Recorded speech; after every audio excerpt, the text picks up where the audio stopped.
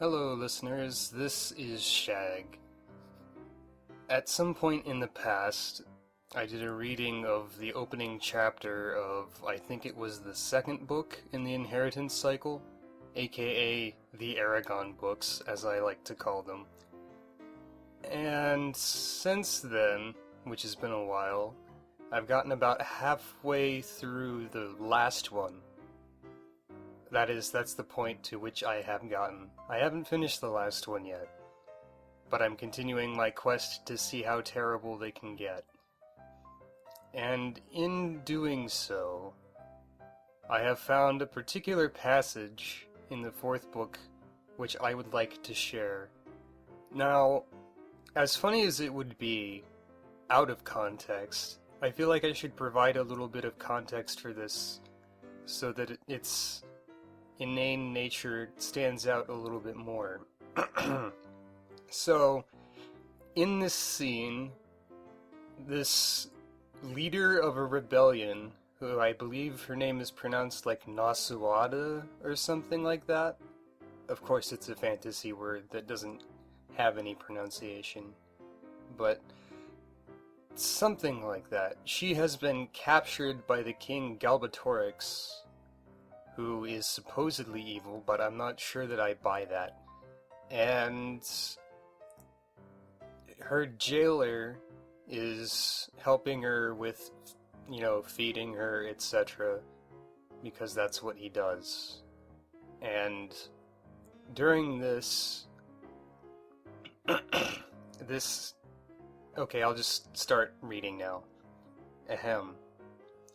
While he fed her, she studied his fingernails. Previously, she had been too angry to pay them heed, but now that she was calmer, the oddity of them fascinated her. His nails were thick and highly arched. They were set deep within the flesh, and the white moons by the cuticles were large and broad. In all, no different from the nails of many men and dwarves she had dealt with. When had she dealt with them? She did not remember. Okay, a bit of clarification. She's trying to convince herself that she doesn't know anything important, so that she will not reveal anything important. Anyway, back to the reading. What set his nails apart was the care with which they had been cultivated, and cultivated seemed the right description to her, as if the nails were rare flowers a gardener had devoted long hours to tending.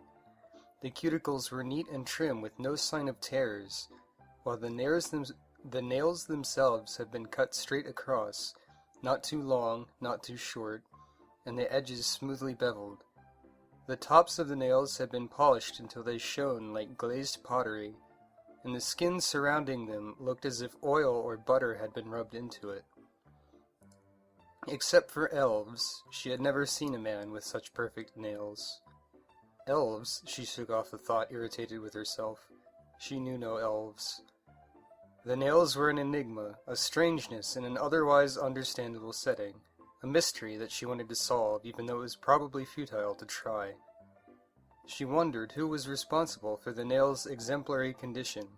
Was it the man himself? He seemed overly fastidious, and she could not imagine he had a wife or daughter or servant or anyone else close to him who would lavish so much attention on the caps of his fingers. Of course, she realized she might be mistaken. Many a battle-scarred veteran, grim, close-mouthed men whose only loves seemed to be wine, women, and war, had surprised her with some facet of their character that was at odds with their outward guise. A knack for wood-carving, a tendency to memorize romantic poems, a fondness for hounds, or a fierce devotion to a family that they kept hidden from the rest of the world. It had been years before she had learned that She cut off the thought before it went any further. That was someone's name, by the way. In any event, the question she kept turning over in her mind was a simple one. Why?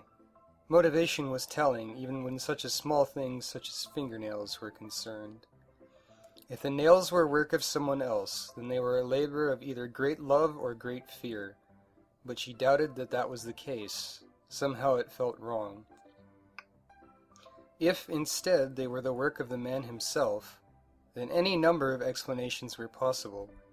Perhaps his nails were a way for him to exert a modicum of control over a life that was no longer his own. Or perhaps he felt that they were the only part of himself that was or could be attractive. Or perhaps caring for them was merely a nervous tic, a habit that served no other purpose except to while away the hours. Whatever the truth might be, the fact remained that someone had cleaned and trimmed and buffed and oiled his fingernails, and it had not been a casual or inattentive effort. She continued to ponder the matter while she ate, barely tasting her food. Occasionally, she glanced up to search the man's heavy face for one clue or another, but always without success. Upon feeding her the last piece of bread, the man pushed himself off the edge of the slab, picked up the platter, and turned away. She chewed and swallowed the bread as last as she could without choking. Then, her voice hoarse and creaky from disuse, she said, "You have nice fingernails. They are very shiny." The man paused in mid-step, and his large, ponderous head swiveled toward her. For a moment, she thought he might strike her again, but then his gray lips slowly split and he smiled at her, showing both his upper and lower rows of teeth. She suppressed a shudder. He looked as if he were about to bite the head off of a chicken. Still with the same unsettling expression, the man continued out of her range of sight, and a few seconds later she heard the door to her cell open and close. Her own smile crept across her lips. Pride and vanity were weaknesses that she could exploit. If there was one thing she was skilled at, it was the ability to bend others to her will. That man had given her the tiniest of handholds, no more than a finger hold really, or rather a fingernail hold as it were. But it was all she needed. Now she could begin to climb. And that was 2.5 pages describing a man's fingernails. This man is never given a name. The rest of him is described visually in about a paragraph. And many chapters later, well, not that many. Many chapters later, this imprisoned lady shanks him in the neck with a spoon that she sharpened for hours on the stone slab she was chained to, and he dies unceremoniously. But, 2.5 pages about fingernails. It should be noted that Nasuwada is supposedly a very good leader, a very good strategist, and very good at convincing people of things, as even the end of that passage said, which is also the end of the chapter, by the way. So,